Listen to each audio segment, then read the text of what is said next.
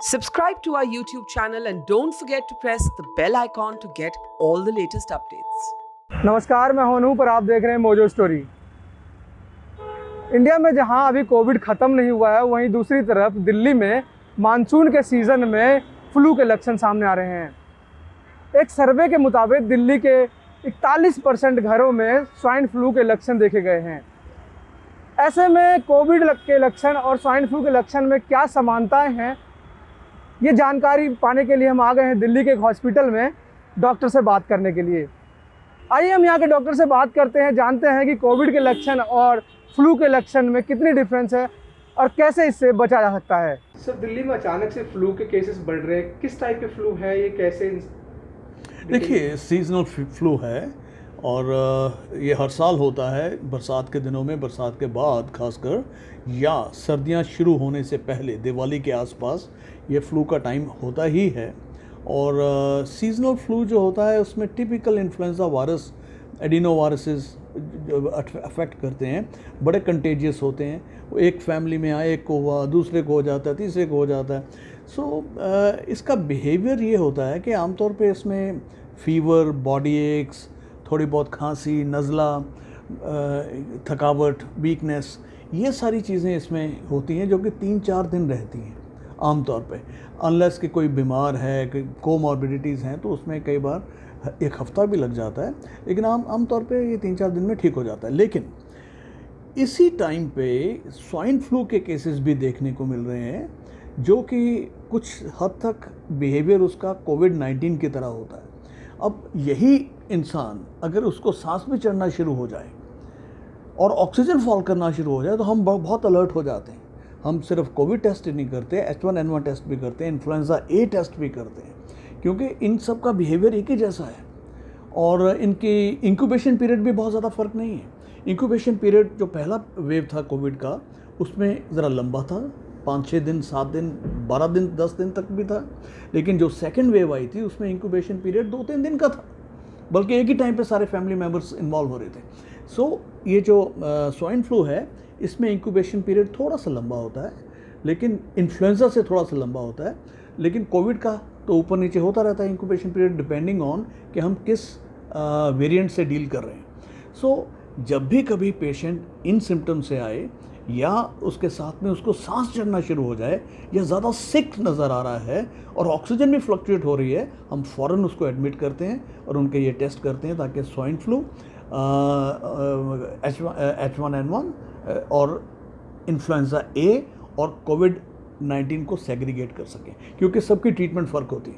Sir, जैसे कोविड-19 3 wave, जो third wave का भी चलन चल रहा है कि बताया जा रहा है थर्ड वेव कभी भी आ सकता है, कभी भी, ऐसे में फ्लू है, तो कैसे पहचाने दोनों को? यही बात है कि फ्लू के टाइम पे जब कोविड था या जब होता है तो हमें टेस्टिंग बढ़ानी पड़ जाती है, ये डर से कि कहीं कोविड ना हो।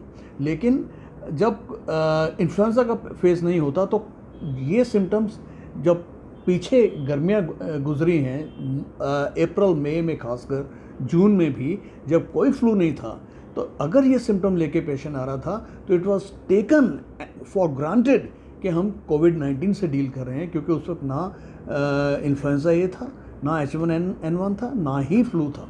सो जब ये फ्लू का दौर इतना चलता है इन दिनों में, तो फिर हमें अलर्ट हो करके टेस्टिंग बढ़ानी पड़ती है, कोविड-19 की भी और H1N1 की भी, कि कहीं वो मिस ना कर जाएं। तभी मैंने कहा कि अगर पेशेंट को सिम्टम्स ज़्यादा हैं या सांस चढ़ना शुरू हो गया, आमतौर पे फ्लू में, सिंपल फ्लू में सांस नहीं फूलता, अगर वो फूलना शुरू हो जाता है या ऑक्सीजन फ्लक्चुएट करती है, तो हमें उसको H1N1 और कोविड-19 को ही सामने रखना पड़ता है, उसके टेस्ट करने पड़ते हैं। तो सर, जैसे कि इसमें फ्लू में जो है, कोविड में तो हमें बेसिकली बाहर निकल के इलाज करवाने की बहुत ज़रूरत है, लेकिन फ्लू में देखा जाए तो घरेलू इलाज भी हैं। ऐसे में कैसे सिम्टम है जो घर पे रह के इंसान पहचान सकता है? जस्ट कंजेशन के लिए एंटी हिस्टामिन्स ले लिए, फीवर के लिए क्रोसिन ले लिया और रेस्ट किया और खूब सारा लिक्विड्स लिया।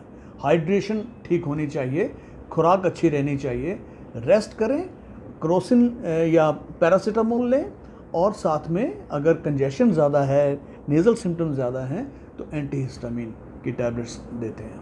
सर एक आखिरी सवाल मेरा है कि ये जो फ्लू अभी चल रहे हैं इधर कोविड-19 के केसेस है, तो ऐसे में इंसान को घबराने की ज़रूरत है?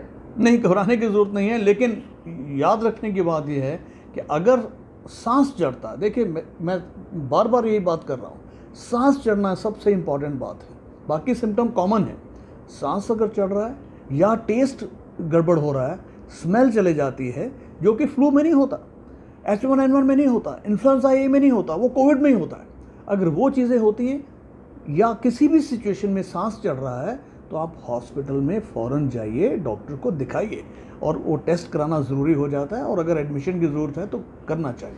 सर आपने टेस्ट की जाने की बात करी, तो ऐसे में लास्ट टाइम जो सामने आया था कि कोविड में भी लोगों को पता नहीं चलता था कि टेस्ट गया कि नहीं गया, लेकिन वो कोविड पॉजिटिव होते थे। ऐसे में कैसे हम पहचान? हर एक केस में नहीं होता ये टेस्ट और स्मेल का जाना जो होता है, या पार्शली जाना या कम्प्लीटली जाना, ये थोड़े केसेस में ही होता है, वो भी वेरिएंट पे डिपेंड करता है। कई ऐसे वेरिएंट्स भी आ चुके हैं बीच बीच में, जबकि काफ़ी ज़्यादा तादाद में लोगों को लॉस ऑफ स्मेल और टेस्ट हो रहा था, लेकिन कोई ऐसा फेस भी आया था जबकि कोई ऐसे वेरिएंट से हम डील कर रहे थे, जबकि मुश्किल से 5% केसेस में स्मेल और टेस्ट जा रही थी, 5 या 10% केसेस में। सो ये बड़ी वेरिएबल चीज़ है। ये नहीं है कि अगर टेस्ट और स्मेल नहीं गए तो कोविड नहीं हो सकता, ऐसा नहीं है, लेकिन अगर टेस्ट और स्मेल जाते हैं तो कोविड होना ही नंबर 1 पॉसिबिलिटी है।